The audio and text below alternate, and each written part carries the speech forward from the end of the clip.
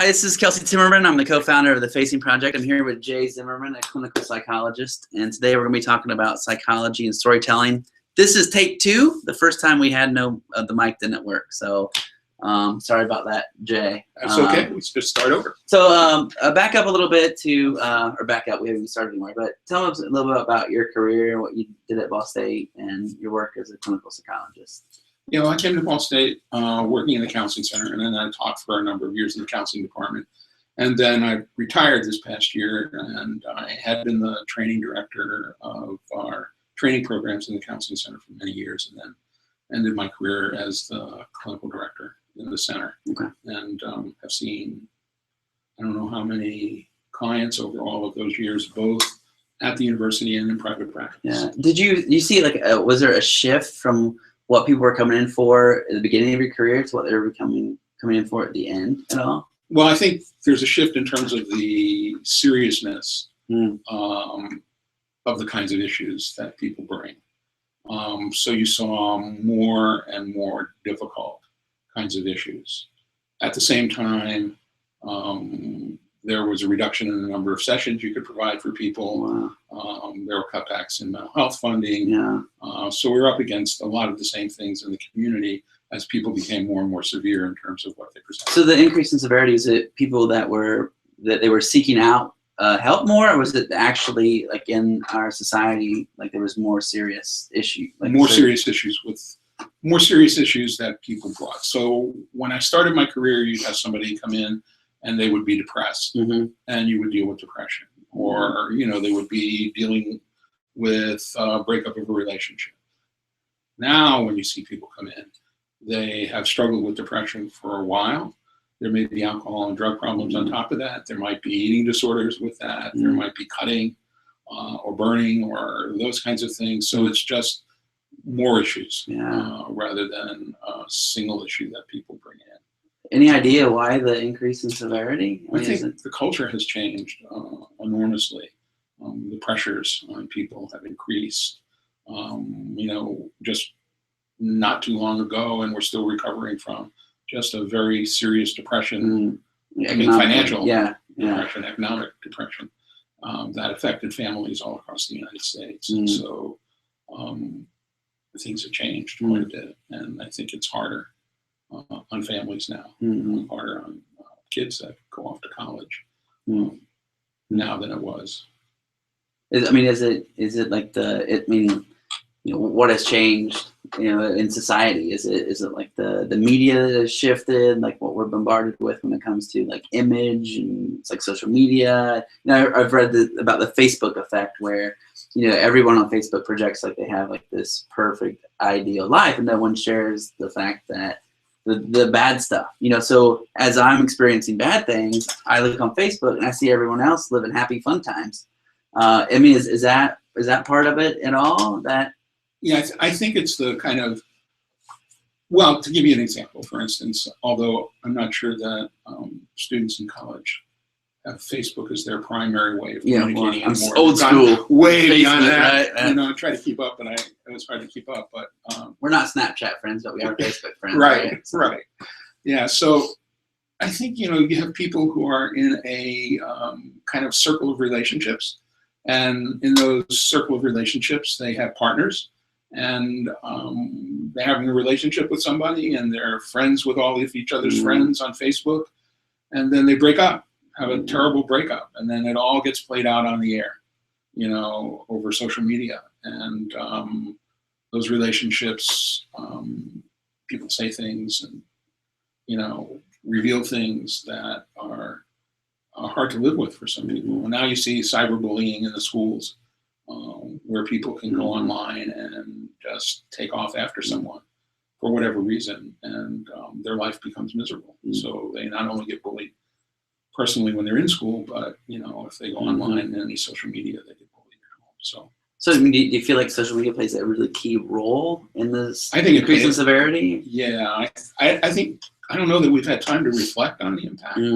that it's had, but I think it's had a pretty major impact on people. There are good things about it too, but there are also the negative qualities. So obviously, like, financial financially tough times. And Right. that. I mean, so you look at like, I think that early 90s, there was a dip. In the 80s, there was, of course, the Great Depression. I mean, Right. like in the psychology world, is that something that's also been registered? Like the increase of people coming in and seeking assistance around these times of financial depression? Absolutely. There's more. I mean, there's more upheaval when there's change of any kind. So you don't see the upheaval as much, for instance, if people are kind of living at a particular level. So, for instance, if you're poor and you're staying poor, I mean, there are a lot of problems and challenges with that. Or if you're rich, you know, and you're level. But suppose you're upper middle class and all of a sudden you lose your job, you lose your home, you lose your car, you can no longer pay for your kids' education. So those kinds of changes occur and impact everybody in the family. The same is true if you all of a sudden are starting to make a lot of money. There are changes in the context of the family that affect people. So it's change that really makes the difference. And we've had a lot of ups and downs. And we may have many more. I mean, is financial like a key? I mean, so there's like a relational, and then there's like to be financial. Is there like I think I'm talking about financial now, but I think there are lots of other changes too in terms of relationships and family and family upheaval and you know, all of that thing. And I think the media doesn't like to think that it contributes, but it does contribute to, you know, like especially for women in terms of body image, those kinds of messages. I mean, there are some commercial products now that are trying to be more reflective about the kinds of messages they give to young girls and women about their bodies, that kind of thing. But it's still out there everywhere. You know? Because I think about all the facing projects we've had, and so many of them, you know, depression plays a part in some of the stories. I mean, from homelessness to addiction to hunger to poverty. I mean, and I think every single facing project we've done at some point in time, there's someone that has, if not sought out assistance, needed to. You know? And you know, assistance isn't easy to get. It's difficult for many people to afford assistance. There's some help available, but you know, I was around when the community mental health movement started, and the community mental health movement was going to be this great movement that treated people who couldn't afford to get counseling and that kind of help. And especially as they were emptying out all the hospitals and people were going back into the communities. But now most community mental health centers, at least from my perspective, are practices. You know, they don't get the funding that they used to get from federal government, state government. And so they have to make money to provide services as well. They get some funding. There is some funding there, and they do provide some services. But to people who can afford it. To people who can afford it, or there's sliding scales, but even the sliding scales aren't sliding enough for a lot of people who need help. And you know, we've been at war now for how many years? A long time. And we have a ton of veterans who are coming back who actually, I'm reading this book called Deployment, which was written by a veteran of Iraq, and it won the National Book Award last year. And it's a powerful book, I mean, about what it's like to be in a war like a war in Iraq or Afghanistan, and then coming back here. And people not really understanding what that experience is like in any way. And, you know, our warriors are now all volunteers, so they the Army offers money to go into the service, money for education, money for that, and so people sometimes go into the service in order to have that money, not realizing also what they're going to be up against in terms of their lives. And you know, we've had problems with the VA and everywhere providing the right kinds of services for vets. So all of that is there. So the author of that book, do you remember the author's name? Not right off the top of my head. But did he have trouble accessing, like, did he seek out services, and did he have trouble accessing? That may be further along. Okay. I haven't gotten that far along yet. About halfway. So, like, typically though, it is difficult for So I have a health insurance through Anthem. Right. So if So your identity now is out there on the internet somewhere. Yes, there it is. Yes. Yeah, that'll probably lead to a whole nother reason to go to a clinic in the future, right?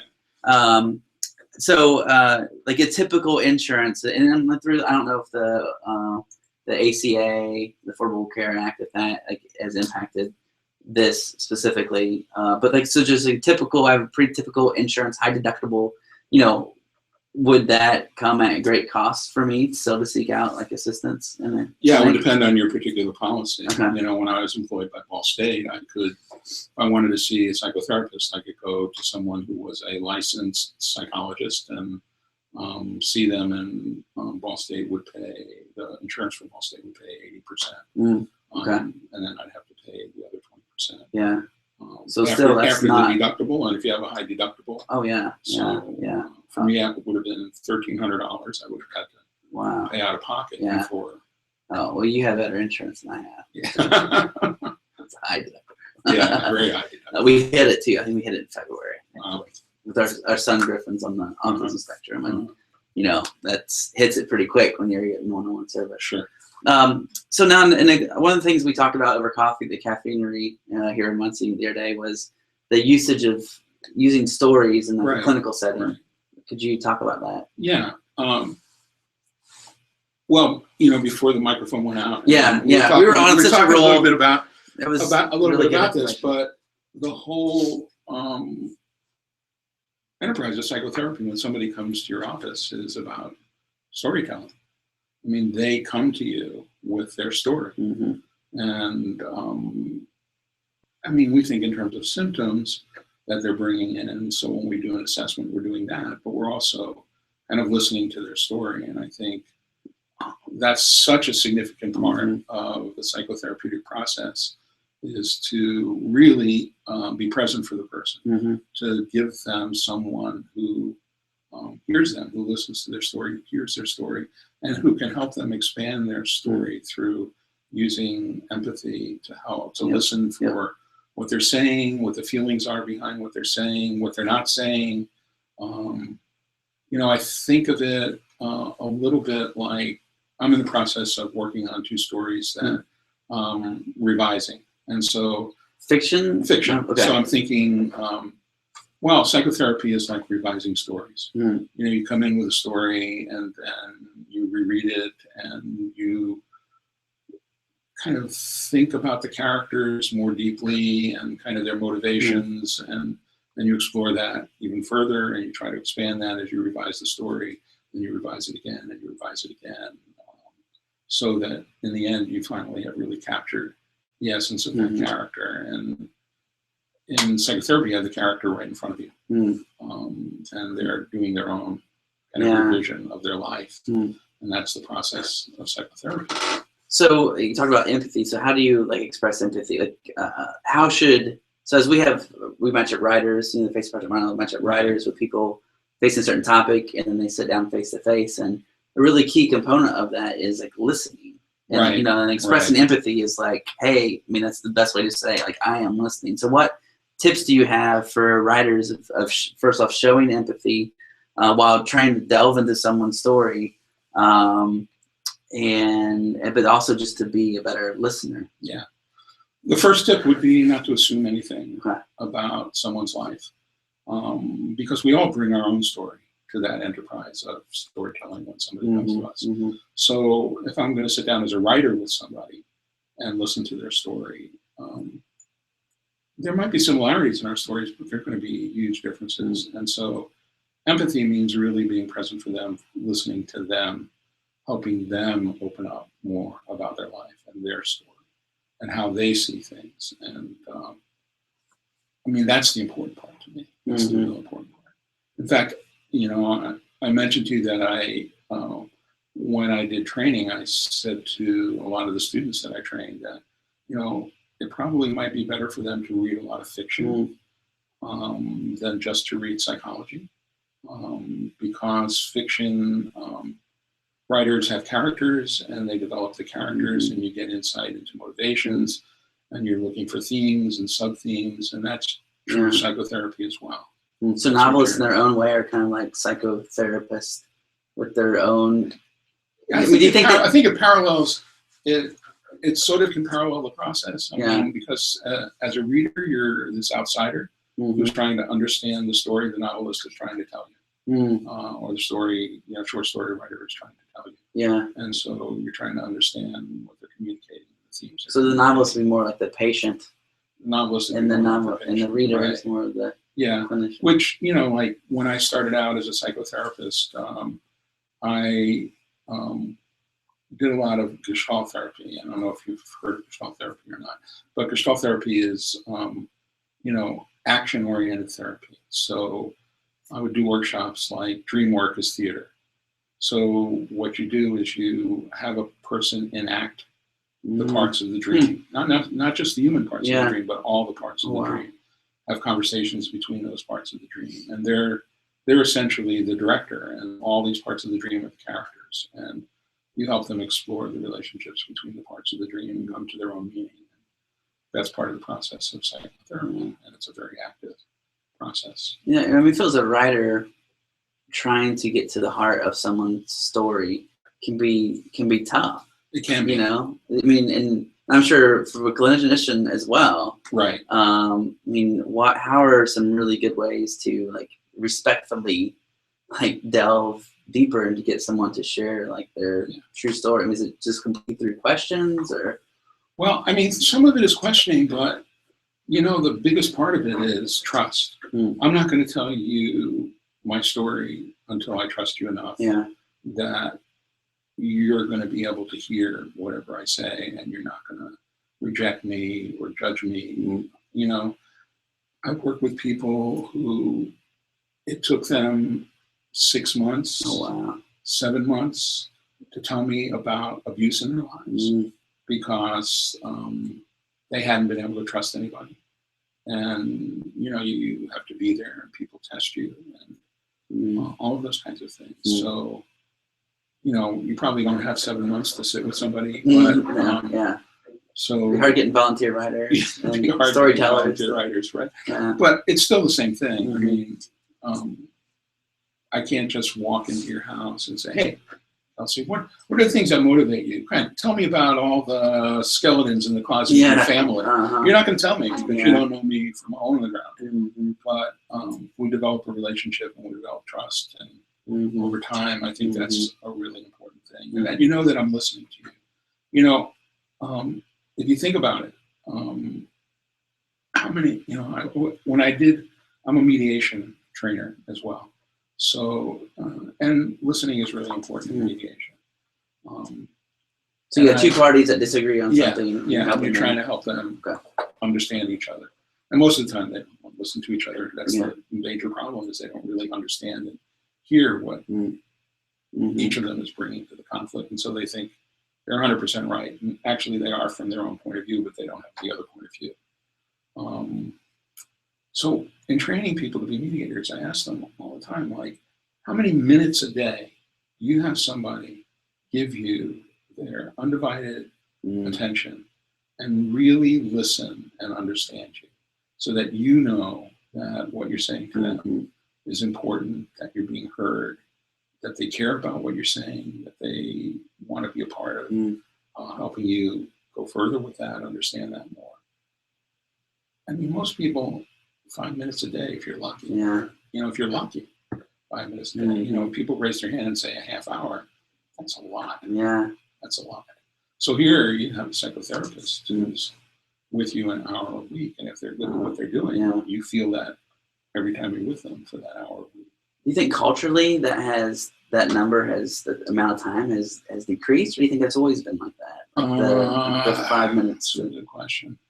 Because now we have so many things. There's so many distractions. I can think about all the times that I've been talking to someone, they've been on the phone, on their smartphone, or they've been talking to me, and I'm on my smartphone or get text. There's obviously a lot more distractions as we have, computers in our pockets all the time. A lot more distractions. A lot more easily.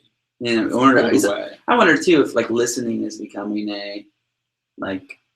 something that we're we're not doing as much. Is so much of like, culture today is output.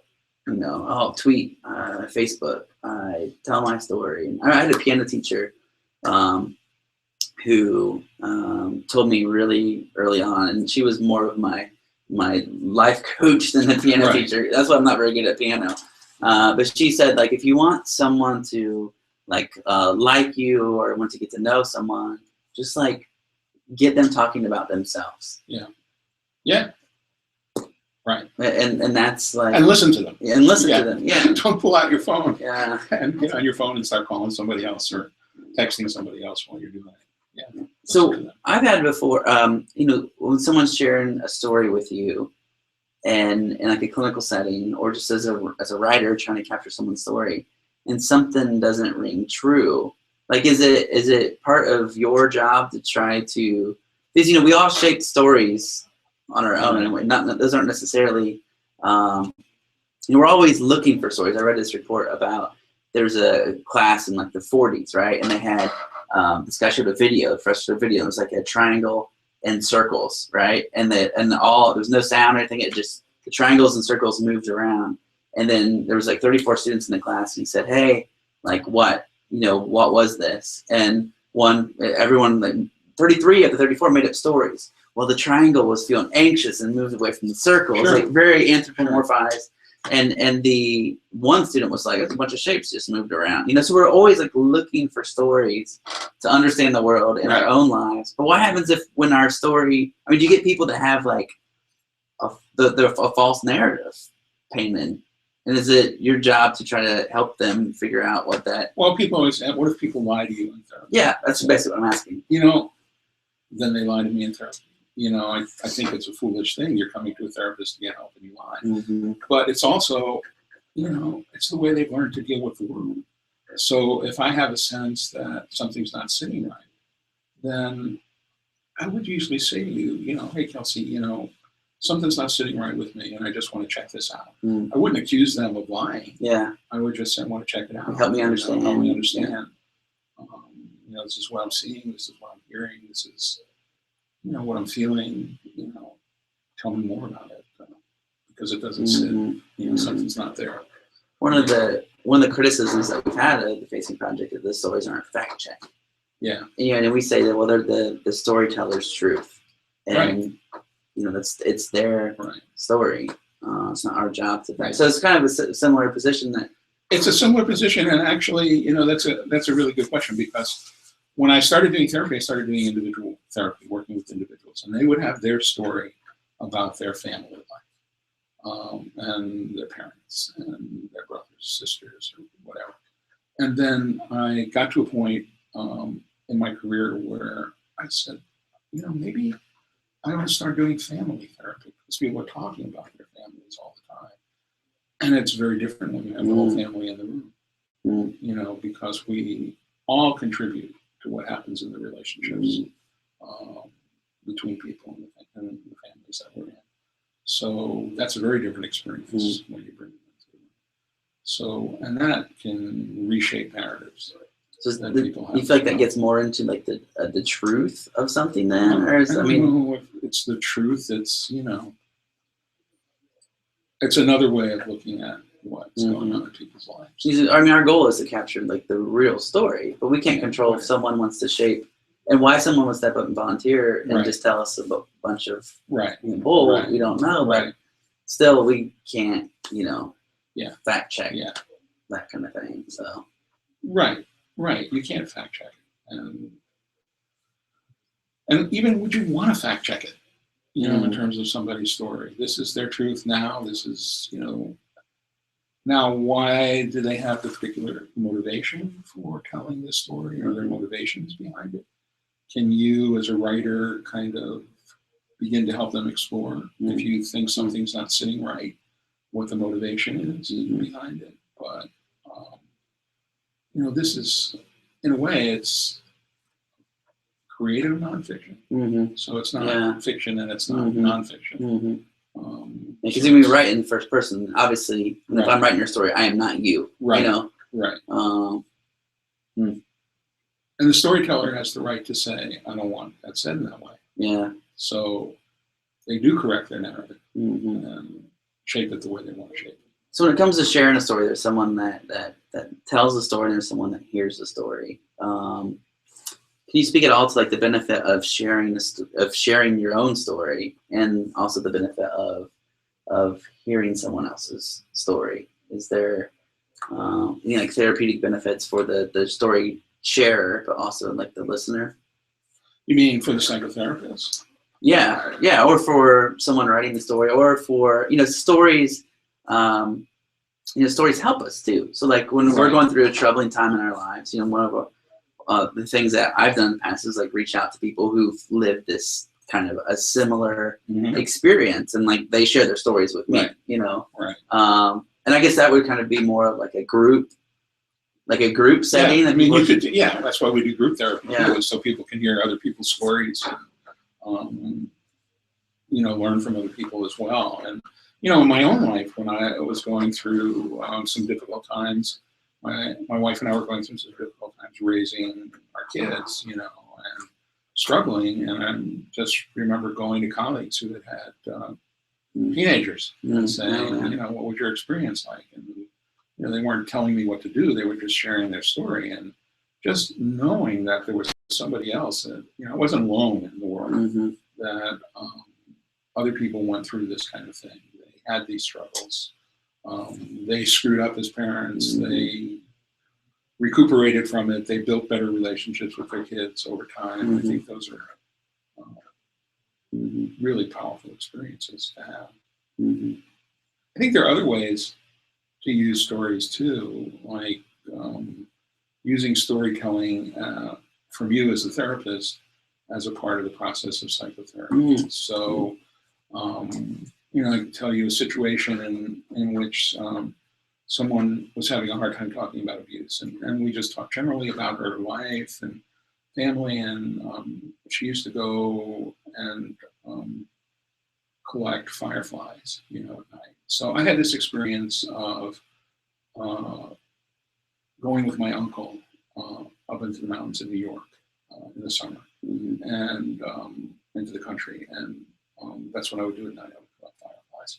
So I used that story and about collecting fireflies and letting them loose in bedroom in the house that had all these pictures of family members. Now, I knew which family members she was dealing with, so those were the relationships that, and I had my grandmother come in the room and tell me stories about the different pictures that the fireflies would light up. Oh wow!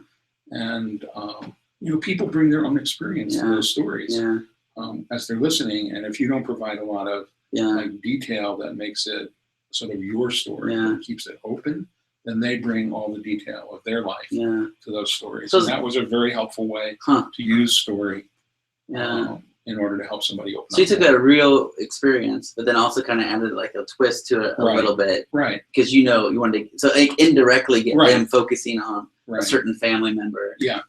Yeah. You can use stories in that way too, to help people. Yeah. This, open up. one of the things I've seen is I'm interviewing people and trying to, and I don't have the luxury of, sometimes I'll have a week to get to know someone. The luxury of 7 months.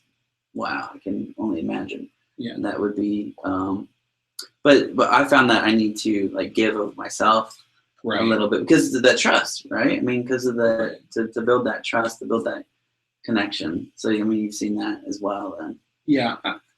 Personally as a therapist, I didn't do a lot of self-disclosure about my life outside of therapy. A lot of disclosure about my reactions inside of therapy and my feelings inside of therapy, but not so much about my life. So the stories that you would share would be more like not super personal stories, but like the experience of firefly.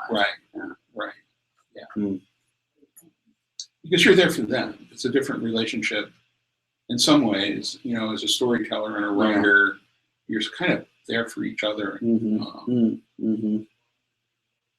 But as a psychotherapist, you're really there for. So if I went to the psychotherapist and he talked the whole time. Right. He told me all about, Told me all about his life. himself. Like, And there are people who complained to me about that, about psychotherapists. oh, wow. Who spent the whole time talking about themselves. I went to talk about me and they were talking about themselves. Wow.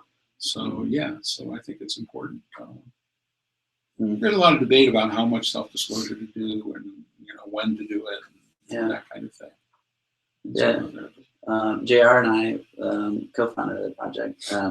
He and I both volunteer for this group called Teamwork for Quality Living. Teamwork.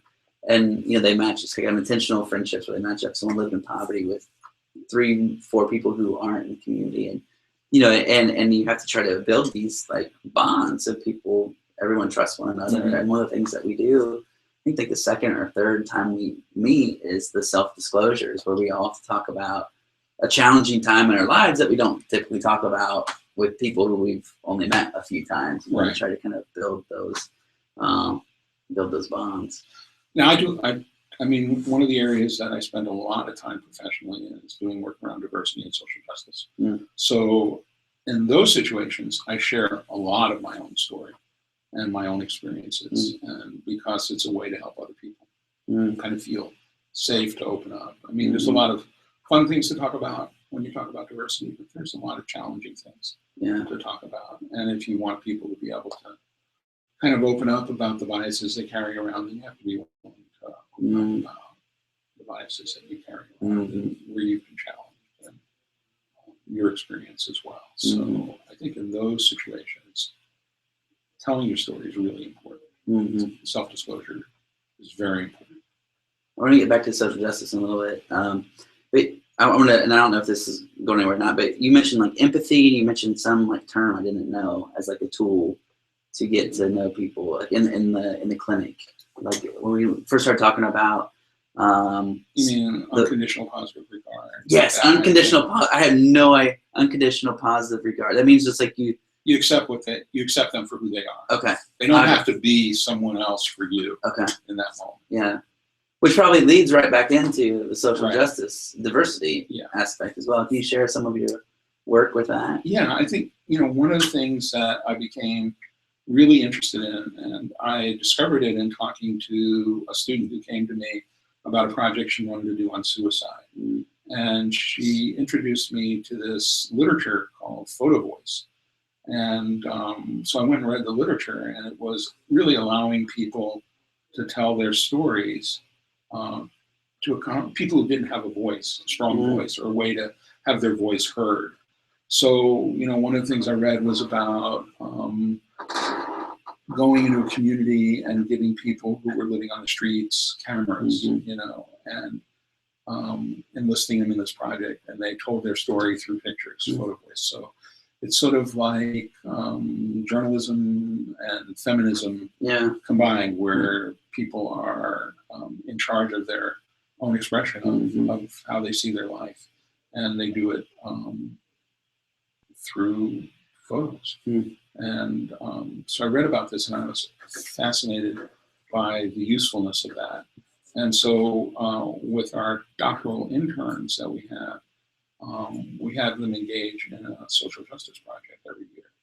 And so I started to adapt the photo voice, because we didn't just want to do it with cameras, we do it with video. We could do it in a whole variety of ways. So one of the first projects that one of my interns did was a project on transgender, and brought together a group of transgender students to tell their stories. And the way they decided to do that, it's working with them to help them think through all the issues and how they want to tell their story, and how best to communicate it. In this group, there happened to be somebody who liked to produce videos. So this person made a video, and then we had to talk through the issues with having yourself on video and who would see it. And we worked through all of that, and they produced this video that we used to help train people about transgender issues. And and then a few years later, one of the person who actually made the video, who was a part of the group, called me and said, I'm not that person anymore, so I don't want that video being shown, because I've moved on from there. So we had to stop, Well, I was going to ask, like, is that video still? Yeah, no, we don't share it anymore. Wow. Because, they have the right to stop it at any time. Huh. And, this person had gone through transition and didn't want to be seen. Oh, yeah. And, so, it's a way to use storytelling in a different way for social justice kinds of issues, to make issues apparent to people in power who don't hear the issues. People who can make decisions who don't hear these voices regularly. Do you have any tips for like communicating across difference? So often when we are doing a facing project or I'm writing a story, like I go out and meet people who come from, I have a buddy that calls straight white male is the easiest default set. It's like the easiest, like video games, like easy, medium, difficult. Like it is the easiest, like one of the easiest settings to beat, Sure. And yet I'm talking to people who have, especially coming from like a middle class like background. Like I have not had a lot of challenges in my life, but still trying to connect with people who have, and to communicate with them in a respectful way. I mean, do you have any like tips? Yeah, own it. Own it. Okay. Own it. Own your privilege. Okay. I think that's the best thing that you can do, is just be honest about it. Yeah. And to really examine your own privilege, and to understand that people don't always live with that kind of privilege. I did, a friend of mine who was African American and started a men of color group. So it was African American men on campus. And it had about 17 African American men. And the second year he did it, I joined him in the group. So I was the only white guy in the room. And it took about 6 months.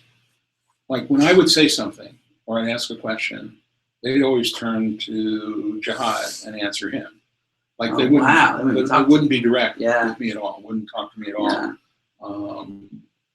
And so I said I have to sort of stay here. Wow. Put in the time, be here, be trustworthy, be committed, and then begin to talk about being white in this way. Because in Muncie, Indiana, it's not too difficult to just interact with people just like you. There's not a ton of diversity, and you have to seek out that diversity, and exactly like what you did. Yeah, and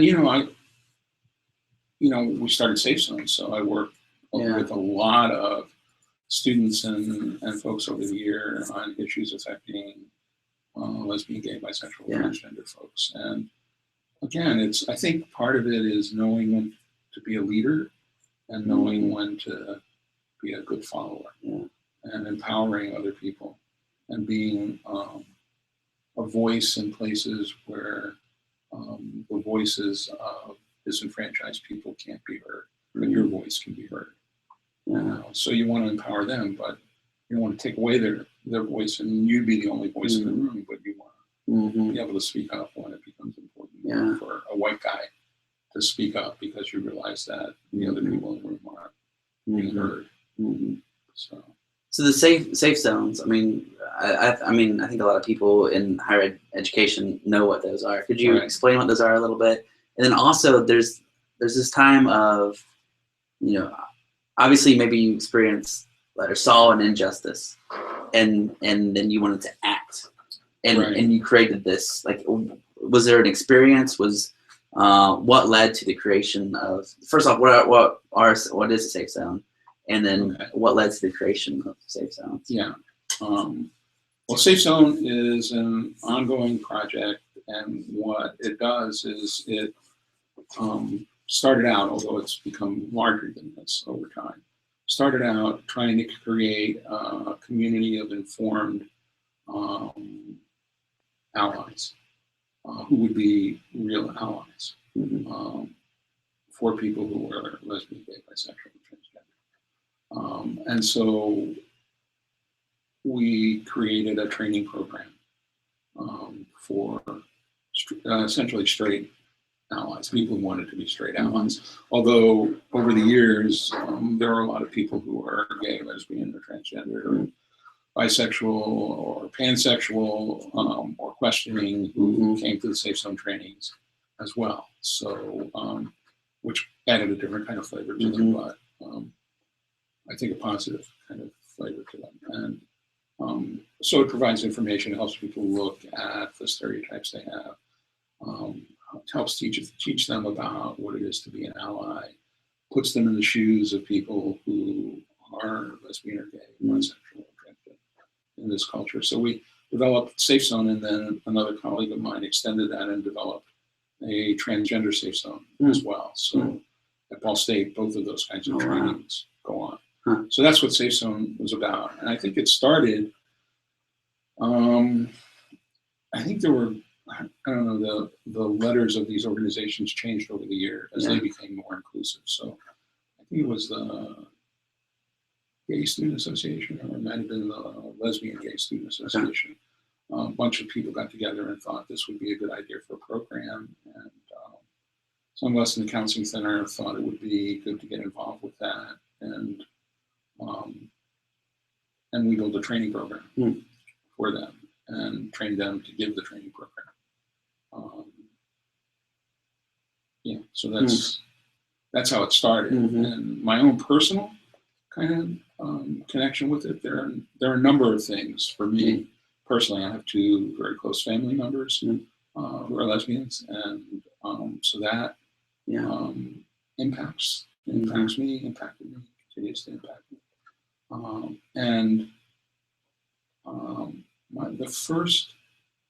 The very first diversity workshop I went to myself was a 5-day long workshop, and it was pretty intense. It was morning to night, every day, and I got close to a number of people in there, and very experientially based workshop. And at one point in the workshop, this lesbian woman that I got close to said to the leader that she wanted to do some personal work and about her feelings about men. And she asked me if I would do that. And I thought, I'm going to put myself right in the hornet's nest. But it was very powerful. And in the process of that, I said to her, when I leave here, I promise you that I'll be one of the strongest allies you ever had. And that motivated me to start working even more. And it was that personal commitment that made a difference. And still makes a difference because I think of her when I want to retreat into white, straight male privilege. But it's amazing that you acknowledge still that you do retreat, or do want to retreat, or find yourself retreating. Oh yeah, because it's easy to retreat, But then I remind myself that, you can't retreat if you're a person of color. If you're international minority, you can't retreat. There's no way. I'm going to take today off from this work. It's your personal life. Does that still drive you in the work you're doing today? Yeah, it still motivates me. Absolutely, the work I do today. And so what is the work today that you're, like, what is it motivating you to do today? Like, what are you working towards now? It seems like I think you always have a lot of things going on. There's a lot of things going on. I'm working with NAMI on this project, using the arts as a window into mental health. Because if you think of people with mental illness, that's an issue of diversity as well. And especially if you think of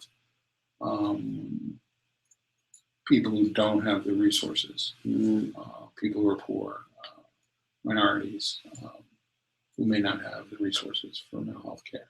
So raising funding, awareness, kind of to bring more to mental health care. And through NAMI and through this project, trying to do that, trying to make a difference there. And then the other thing I'm working with is Flo Lappin has this place called Gold Space. It's a theater downtown. And she's very much interested in working with kids and adults who are marginalized. And I was just helping her and Laura Janney, who runs outreach out of the Unitarian Church, which is a program for youth who are gay, lesbian, bisexual, transgender, and questionable. And they were working on a grant to kind of get funding to use theater, improvisational theater and music as a way to help these kids kind of learn about themselves, build their self-esteem, build a sense of self. It looks like some of the therapy you were talking about. Yeah, that's very much related. So trying to use my skills in those ways. And there's always a lot to do. Yeah, and you're an artist as well. I am. What mediums do you work through? I work a lot with, I work with a lot of mediums, but they all come together eventually digitally. And the work that I produce comes out digitally as prints. And I've been doing that. I only really started doing that in my, I don't even remember when, but in my 50s. Yeah. I always liked doing different artistic things, but I never took it seriously as, oh, this could be a profession. Yeah. And then my 50s, I started to take it more seriously, got some good feedback, entered a lot of shows, won a lot of awards, and then so that that's something that I continue to do. And I've always liked to write poetry, some short fiction, and in the last few years I've been writing more flash fiction, fiction under 300 words, and starting to expand into more short stories and that kind of thing. So I mean, art started as a labor of love, and you kind of identify it now as a profession, right? As well. Has that has looking at it as a profession, has that degraded at all the love for it? No. Has it increased it, or same? I think I sort of had to rethink how I thought about it. I mean, when I first started producing art, and I went to a friend of mine who's a well-known artist internationally and got some feedback, and she was very supportive. I thought, you just produce art and people buy it and that's it. Easy. Didn't know there was business to art as well. Yeah. So I've learned about the business of art, and and I was so productive in the beginning, producing so much and having fun with it, learning and that kind of thing, that I never thought about the fact that at some point I might wind up in the desert, hot and thirsty and nothing coming. So now I've learned to appreciate those periods of being in the desert and not see them as something awful, but see them as a place to kind of rejuvenate and take the time to kind of get back into myself before proceeding to another artistic project. Anything else on the stories, psychology you want to share? I know I've talked to you a long time. I don't want to wear you out. I could ask questions to. I had someone tell me once I could ask enough questions to sink a boat. I don't know what that means, but well, I still have some time. If there's some questions you want to ask, we can talk. Do you have any questions for me about anything? No, I'm curious about how you got into all of this and the whole storytelling thing. What motivated you? Yeah. So for me, it was just a love for travel at first, and really kind of exploring diversity in many ways. Like I grew up in rural Ohio, where if you weren't white Christian farmer, like you didn't live there. You know what I mean? There was just like no. We had one black family in town. I think that was it. That was the level of diversity in my entire school. And then I got to college and went to Miami, Ohio, not the world's most diverse place. I always said Miami, Ohio looks like it comes out of a Ronald Reagan movie. Oh, really? Well, I mean, it's a beautiful place. Well, what's the guy's name that's going to run for president? The guy that made the budget. Paul Ryan graduated from Miami. Oh, so I'm sure he loves Ronald Reagan. So, right, yeah, there you go. He came out of a Ronald Reagan movie, I guess. And then I think once I started to see diversity a little bit more there than it was at home, where I grew up. And then I really wanted to go and travel. I studied anthropology, became fascinated with how other people live, how other people see the world. And I graduated college and traveled, and had these amazing experiences, like living with monks in Nepal. Because I was sitting next to the monk on the plane, and he's like, "Where are you staying? Come stay with me," And that's great. having these experiences that I was connecting with people who were completely different than me, Mm-hmm. and I wanted to help other people kind of experience that. So, and I started to do that through writing, Mm-hmm. and that just led to these other questions and going more places and meeting people from all sorts of different backgrounds and wanting to write their stories and share this. You know, let me in their lives to share their stories, and so I've always and I've become. It sounds kind of a weird way to put it, but I've become a lot more efficient at getting to know people Mm-hmm. and getting to the heart of their story than I was in the beginning. And I'm sure you probably see this in clinical work as well. At first, asking certain questions can be really uncomfortable or prying around. You see something skimmed over and you're like, "Ooh, back up. Like, what about this?" I've gotten more comfortable with that. Mm-hmm. So I mean, just interviewing and listening to people, I feel like is you know, I just go and meet people and listen to them. You know, I feel like it's nothing special. And then I write about their I think stories. it's pretty special. Well, Yeah. I mean, I'm glad that people value it, but I'm like, I think anyone could go sit down. And I'm just like, one of the things is just really curious about people, about like, you know, how they see the world, what we can learn from one another. I think I've learned more from people who live completely different lives than me. You know, it helps you see your own life more and see what they value and makes you question what you value or why we value something. So that, you know, just asking those questions and that curiosity of how people live, that led to, you know, my books and things like that. And also led to the Facing Project because I wanted other people to experience this carrying someone else's story around, the responsibility that comes with that. And I find it can be really life-changing in itself when someone opens up to you and shares their story and you see how they live and what's important to them. And so, yeah, that's kind of how the Facing Project got going too. And then I met JR, and he's had this broader vision of what this storytelling project could be. And then we started to share it with other communities. But when you say, I think anybody could do this, I don't think you're accurate about that. Yeah. I think it takes something pretty special to be able to connect with people across cultures. And, I mean, you learn to do that. You have to learn to do that. Yeah. But I do think it takes something pretty special because, I've trained a lot of people over my lifetime, and there are people who are really good at it, and there are people who are not so good at it. And the people who are really good at it are different. Yeah. So right when I started writing a travel column. It's called Travel and Light. And my very first column was the very first sentence in the very first column was like, in the land of Taurons, I am the great Tauron king. So in Key West, where I was a scuba diving instructor, working as a writer up in my attic apartment, right?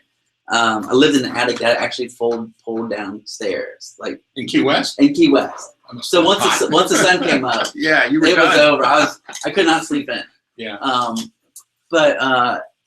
And Tauron is like a portmanteau, or however you say it, a combination of moron and tourist. Okay. And so I really just kind of owned early on that I go places and I don't always know the traditions or what to do that's right. I call myself a well-meaning moron, and like culturally, like I try to understand, and if I screw up, I apologize and then just acknowledge my otherness a little bit in there.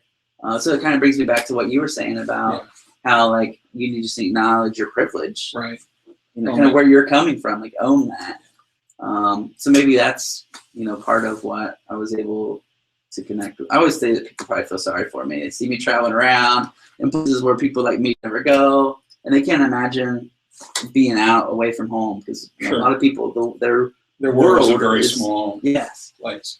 Right. So then they take me in and like I'm family. Right.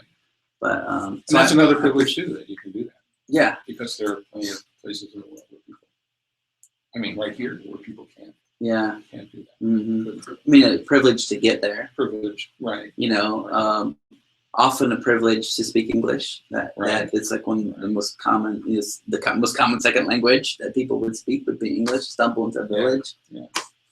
Find an English. Yeah, that's a that's really important. Language privilege is amazing. You know, I'm working with international folks. You know, when we communicate a lot using popular culture kinds of things. We have this history of TV and movies and everything, and that's all a part of it. It helps create bonds. Right, and they don't have that. Yeah. So if you're making jokes, which they don't get because culture jokes are very culturally related, they can feel very left out, and that's a lot to do with language privilege. So that's made me realize my language privilege. I never thought about that. Yeah. You know, language and privilege. try to think about how I communicate so that I don't leave people out. Talking in a group of people. I had a experience where I was in Nicaragua, on the Mosquito Coast of Nicaragua. It's like just like Wild West. I mean, it really kind of is like the Wild West there, even though it's Eastern Nicaragua. But and I was hanging out in the dock with these lobster fishermen. Like they go scuba dive for them. And I was hanging out with the sailors who were on these boats, and like most of them had like 2-3 years education tops. We were speaking French, English, Spanish, Mosquito. Like they're speaking 5 or 6 different languages, and here I was, like, stuck with English. Yeah, just right. You know, the one language kind of. Yeah. And having 17 years of education, boom, the one language. Right. And here these guys are, like, wow, man, you know, it's just amazing. So I really like that term, language.